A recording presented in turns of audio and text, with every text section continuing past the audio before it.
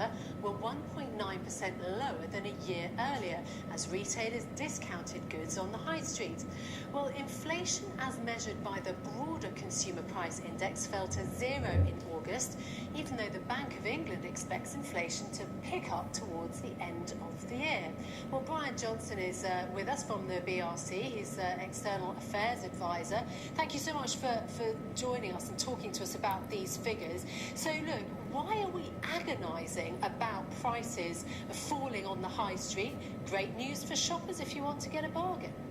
Last month was a great month for shoppers. We saw, as you mentioned, overall shop prices dropped by nearly 2%, non-food prices dropped by nearly 3%. And if you look at some categories, food, clothing, footwear, they dropped by 6%. And if you make one more figure, last month marked the 29th consecutive month of falling shop prices.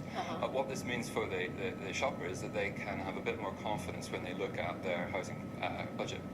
Having said that, the Bank of England is expected to keep interest rates low this week when they meet again. They think that inflation will pick up towards the end of the year, but it's still not a great sign, is it? Economists in particular, are worried about deflation and falling prices. It is a concern. It is. Retailers are obviously having to balance the need to cut prices to entice customers into their shops with their overall margins. So it's something that they're more acutely aware of than the most.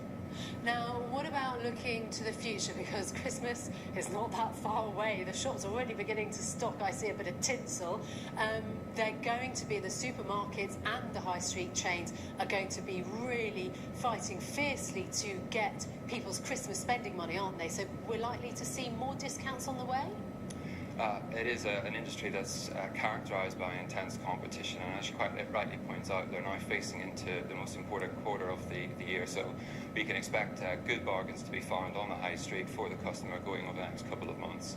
Yeah, interesting stuff. Bryan Johnston, thank you so much for joining us, External Affairs Advisor at the British Retail Consortium. Thanks so much for joining us from our central London studio.